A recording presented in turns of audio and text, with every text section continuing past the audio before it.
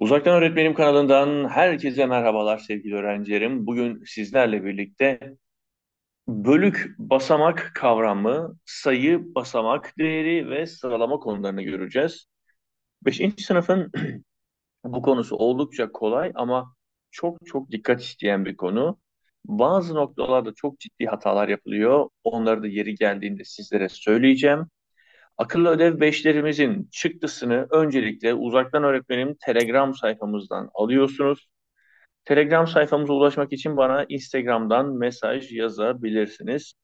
Şu an bizleri YouTube'dan takip eden öğrencilerimiz de beğen butonuna basarak bu çalışmaların daha fazla öğrenciye ulaşmasına vesile olabilir. Biz derslerimizde gün geçtikçe takipçilerimiz artıyor çocuklar. Biz derslerimizde ne yapıyoruz? Konuları sorularla birlikte tekrar ediyoruz ve öğreniyoruz. Yani şimdi bunların hepsini sorular eşliğinde öğreneceğiz. Onun için hızlıca başlayalım. Dediğim gibi kolay ama dikkat isteyen bir konu. İris'le başlayacağım ilk. İris'im ilk soruyu bize okuyup birinciyi yapar mısın? Dışarıdaki sayıların okunuşlarını yazınız. İstenen basamaktaki sayıyı yuvarlak içine alınız.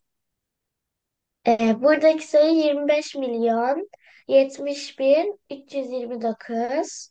10 binler basamağımızda 7 sayısı var. Evet, şimdi çocuklar öncelikle şunu söyleyeceğim.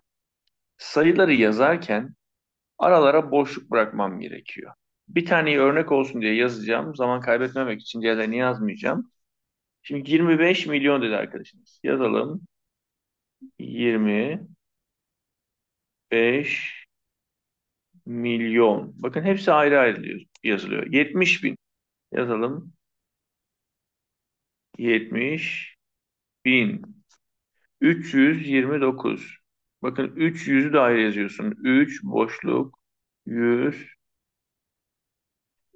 129 diye hepsini ayrı ayrı yazmanız gerekiyor. Peki neyi demiş yuvarlak içine al? 10 binler neyini? Basamağını. 10 binler basamağı nerede? Hemen bakıyorum. Evet bakın burada. Yani 7 rakamı bizim 10 binler basamağımızı oluşturuyor. Devam edelim. Pelin adayı Yağız'ı ve Yasin'i dinleyelim.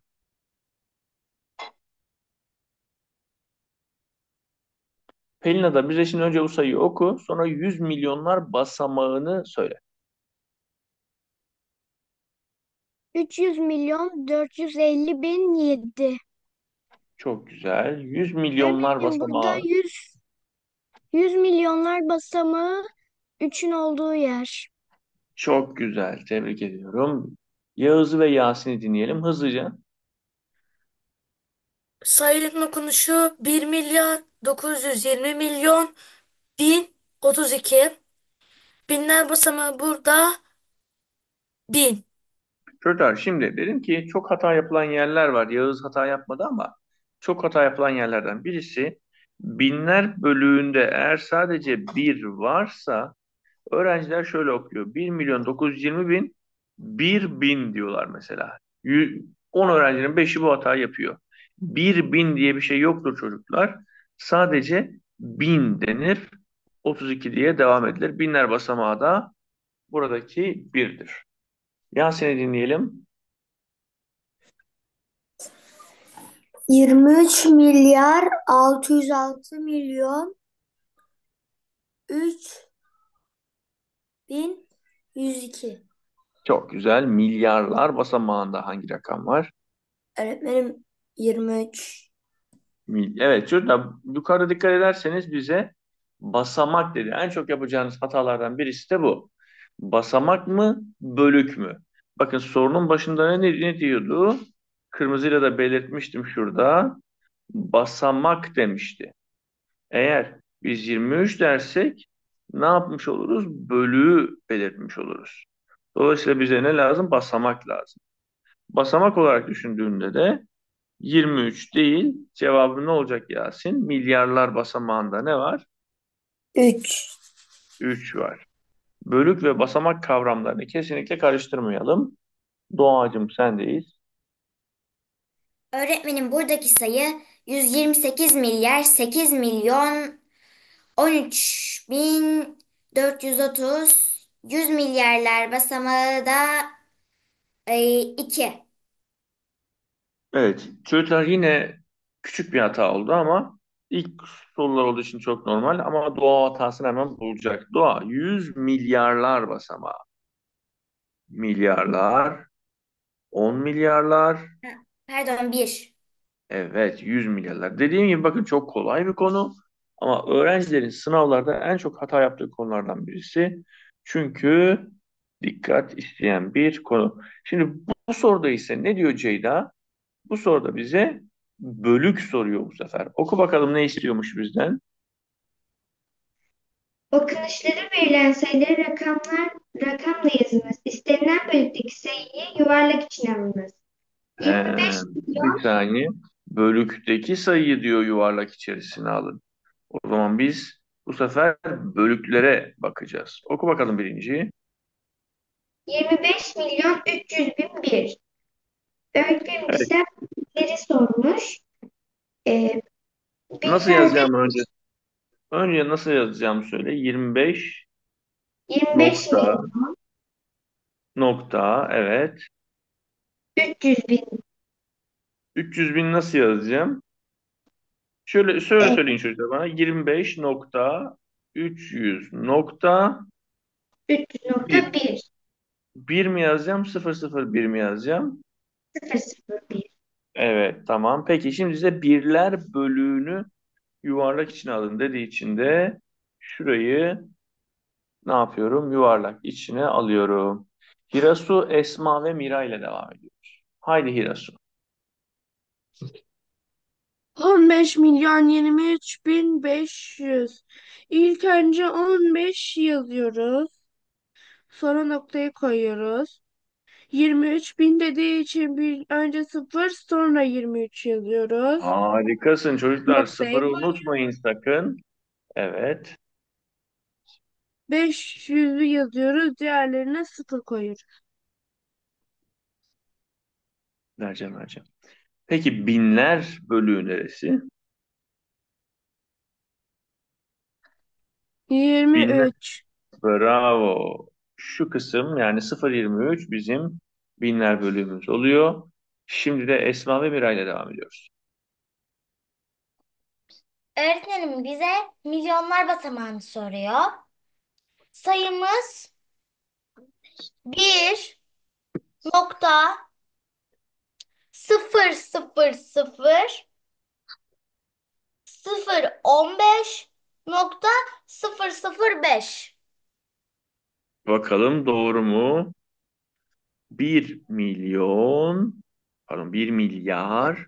Bakın milyon kısmına yukarıda bir şey yazmamış. O zaman ben de milyon kısmına hiçbir şey yazmayacağım. 000 yazacağım yani. 15 bin bakıyorum. Evet 15 bine gidip 15 yazmayacağım. 0,15 yazacağım. 5'i de yine 0,05 diye yazacağım. Bize milyonlar bölüğünü sormuş. Milyonlar bölüğü neresi gülüm? Sıfır sıfır. Teşekkür ediyoruz. Haydi Miray. Bursa'dan Miray. 12 milyar 1 milyon 1001. Öğretmenim buraya 12 nokta yazacağız ilk önce. Sonra 1 milyon diyor 001 yazacağız. Sonra nokta olacak. Sonra 1001 yazıyor. Ee, o 1001 de 001 yazacağız. Oraya da. Sonra 00000. Biraz daha yüksek sesle Miray. Çocuklar 12 milyar. Bakın yazdım 12 milyar. Sonra milyon bölüğüne bakıyorum. Milyonla ilgili bir şey demiş mi? 1 milyon demiş. Bakın 1 milyon yazdım. Ama bine 1 bin dememiş. Ne demiş? Bin demiş. Ona da bin yazdım. Bire de yine 0,01 yazdım. Peki milyarlar bölüğü hangisi burada Miray? Milyarlar bölüğü. Hatırlayalım. Birler bölüğü, Öğretmenim binler burada bölüğü, evet milyonlar bölüğü ve milyarlar bölüğü diye devam ediyordu. İris Nisa'cığım sendeyiz. Haydi bakalım. 1 milyar 3 milyon 103. Ee, önce 2,003 Bir dakika. da Baştan alalım. Baştan alalım. 1 milyar 3 milyon 103. Bir daha söyle. bir Evet. nokta 003,103. Şimdi Binler eğer buraya şeydi. bir dakika. Bir dakika. Bir hata yaptım, onu söyleyeceğim şimdi. Şimdi hatırlarsan milyarlar, milyonlar ve binler vardı. Burada binlerle ilgili bize bir şey söylemiş mi? Hayır. O Bu yüzden zaman ona da evet. 0. Sıfır, sıfır, sıfır yazacağız. Sonra 103 yazacağız. İşte çocuklar, birçok öğrencinin hata yaptığı yer, şuraya sıfır, sıfır, sıfır yazmıyor. Yazmayınca sayı bu sefer 1 milyar 3 milyon 103 olmuyor da 1 milyon 3 bin 103 oluyor.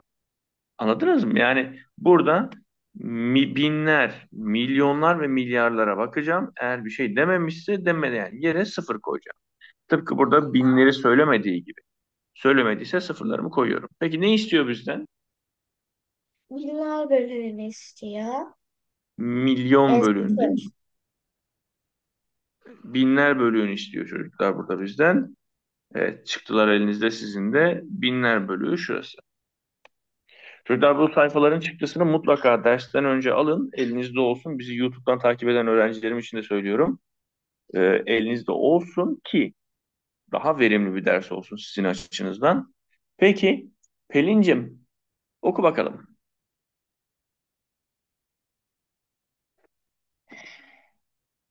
Aşağıdaki sayılarda ok ile gösterilen sayıların sayı değerlerini yazınız. Şimdi sayı değeri 25. neydi Pelin? Pelin'ciğim, bir sayı değeri vardı, bir de basamak değeri vardı. Sayı değeri gördüğün sayıydı.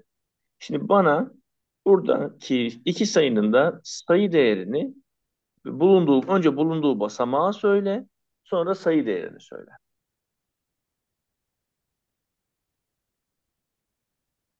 Öğretmenim, burada beşin altındaki okun basamak değeri e, 5 Basam- milyon. Basamak değeri değil, sayı değerini istiyor ama. Sayı değeri de 5. Evet, sayı değeri 5. Çocuklar, bu 5 hangi basamakta? Birler, onlar, yüzler, binler, on binler, yüz binler, milyonlar basamağında. Milyonlar basamağındaki beşin sayı değeri beştir. Diğersini de yap Pelin. Öğretmenim, bu sefer de 2'nin altında bir ok var. Sayı değeri 2. Teşekkür ederiz. Onlar basamağındaki 2'nin sayı değeri 2. Yani sayı değerini bulurken hangi basamakta olduğu önemli değil zaten. Gördüğün sayıdır. Peki, devam edelim. Yağız'ım, alttaki sayıyı önce bize oku. Sonra hangi basamaktaki sayının sayı değerinin ne olduğunu söyle. Sayı 240 milyar 430 milyon 501 bin 30. Çok güzel. 5 rakamının basamağı 100 binler basamağı, sayı değeri 5. 4 rakamının basamağı 10 milyon 10 milyarla 10 milyar, sayı değeri de 4. Evet, sayı değerlerini sorduğu için bize dediğim gibi hop hemen gördüğün sayı yazdın. Peki bu kolay olanıydı. Basamak değeri neydi? Gelin şimdi alttaki soruyu bize Yasin okusun ve birlikte yapalım. Aşağıdaki sayılarda ok ile gösterilen sayıların basamak değerlerini yazınız. Bu sefer de bize basamak değerini soruyor Yasin. Yasin, önce bize şu sayıyı bir okur musun? Ee, 40 milyar 9 milyon 1116. Çok güzel. Peki bize şu birin basamak değerini söyler misin? Öğretmen binler basamağı. Çocuklar, binler basamağında ve bir var. Peki basamak değeri nedir? 1 çarpı binler basamağında olduğu için 1000, yani basamak değeri de 1000'dir. Şimdi böyle uzun uzun çarpılarla yazmayacağım. Diğer rakamın basamak değerine ne dersin? Öğretmenim, hmm, milyarlar basamağı. Evet. Kaç milyarlar ama? Ee, 10 milyar. Bravo. Şimdi çocuklar ne yapacağız? İlk birinci olduğu için yazıyorum. 10 milyarı yazıyorsun buraya. Basamak değerini bulmak için neydi? Bulunduğu basamak çarpı bulunan rakam ve 10 milyarla 4'ü çarptığımda ne buluyorum? 40 milyar buluyorum bu sayının basamak değerini. Doğacığım alttaki sayıyı da sen oku bize. 309 milyar 47 milyon 32 bin 8 9'un basamak değeri 9 milyar, 4'ün basamak değeri ise em, 10 milyon. Kaç milyon? 10 milyon.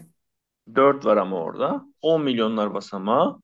4 40. ile çarp arka. Evet. Şimdi çocuklar kolay yolu da şu. Mesela bu 4 ya. Yaz o 4'ü.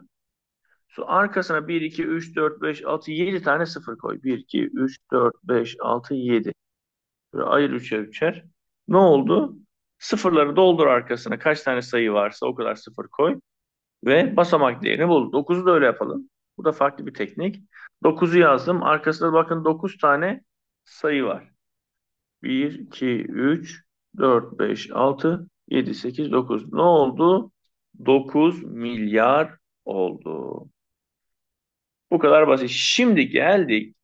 Bakın bu çok öğrencilerin zorlandığı bir etkinlik oluyor. Bazı öğrencilerin. Tabii sizin çok zorlanacağınızı zannetmiyorum. Bu arada bizleri YouTube'dan takip eden öğrencilerim de önce kendileri çözsünler. Sonra bizim çözümümüzü izlesinler. Şimdi Ceyda'cığım oku bakalım bu soruyu bize. Aşağıdaki verilen rakamların hepsini birer kez kullanarak yazılabilecek en büyük ve en küçük sayıları bulunuz. Şimdi birer kere kullanacaksın hepsini. En başa sıfırlar konmuyor tabii ki biliyorsunuz. Ee, Bu rakamları kullanarak bana oluşturabileceğin en büyük ve en küçük sayı ne? Tamam.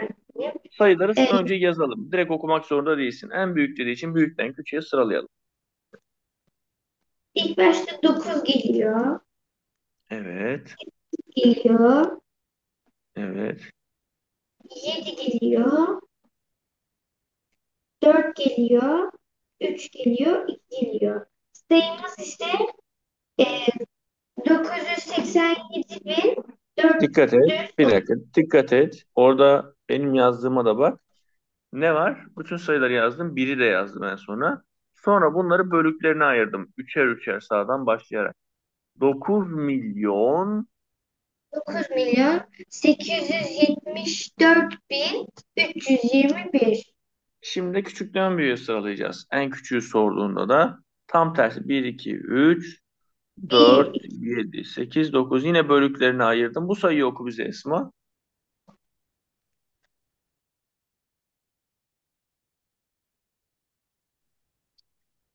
Bu sayı 1 milyon 234 bin 789'dur. Teşekkür ederiz. Şimdi alt takine geçiyoruz. Yine bize bakın 8 tane rakam vermiş ve en büyük sayıyı soruyor. En büyük sayıyı sorduğu için en büyükten başlayarak sıralayacağım. 8, 6, 5, 3. Karıştırıyorsanız eğer böyle çizgiler koyabilirsiniz.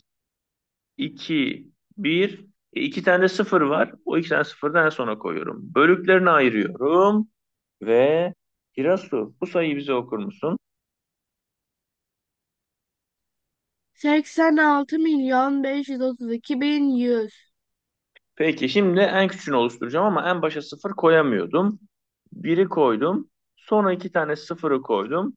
Sonra yine 2, 3, 5, 6, 8 diye rakamlarımı en küçüğü sorduğu için küçükten büyüğe sıraladım. Bunu da oku Hirasu bize. Acaba bu 8 basamaklı sayı okunuşu nasıl? 10.023.568. Peki hemen alttakiyle devam ediyoruz. Esmoş'um sen sesini aç. En büyük sayıyı burada söyle bakalım Esma. Büyükten küçüğe sırala bakalım bunları. Büyükten küçüğe 7, 6, 5, 4, 1, 0, 0, 0. Çok güzel. Oku bakalım sayıyı bize. Yani 76 milyon 541 bin, bu kadar. Bu kadar. Evet. Küçükten büyüğe dediği için de sadece farkı başa biri koyuyorsun. Sonra 0 0 0'ı koyuyorsun. Ve 4, 5, 6, 7 diyorsun. Ayırdığında ise oku bakalım bu sayıyı da bize Esmoş. Tabii ki de öğretmenim. 10 milyon 4 bin 567. Teşekkür ediyoruz. Çocuklar geldik akıllı ödev 5'in son etkinliğine. Şimdi sayıları sıralarken neye dikkat ediyorduk? Sayıları sıralarken bir basamak sayılarına dikkat ediyorduk. Şimdi burada basamak sayılarını bize büyükten küçüğe doğru sorduğu için basamak sayısı en fazla olan iki tane sayı direkt dikkatimi çekti. 9 basamaklı iki sayı var. Bu ve bu. Diğerleri hep 8 basamaklı. O zaman ya bu en büyük olacak ya da bu. O zaman bakıyorum şimdi. En baştaki rakamlarına bakıyorum. 6, 6 aynı. 0, 0 aynı. Üçüncüde bakın burası 0, burası 6. Alttaki daha büyük. 606 olan daha büyük. Dolayısıyla bana büyükten küçüğe sorduğu için hop en büyük sayım bu oluyor. İkincisi bu oluyor. Şimdi gelelim diğer üç tane sayıya. Yani bu, bu ve bu. Bu üçünün basamak sayıları da yine aynı. 8. Yine aynı taktiği yapacağım. İlk sayılarına bakıyorum. 6, 6 ve 6. İkincilere bakıyorum. Burada 6 var. Burada 6 var. Burada 0 var.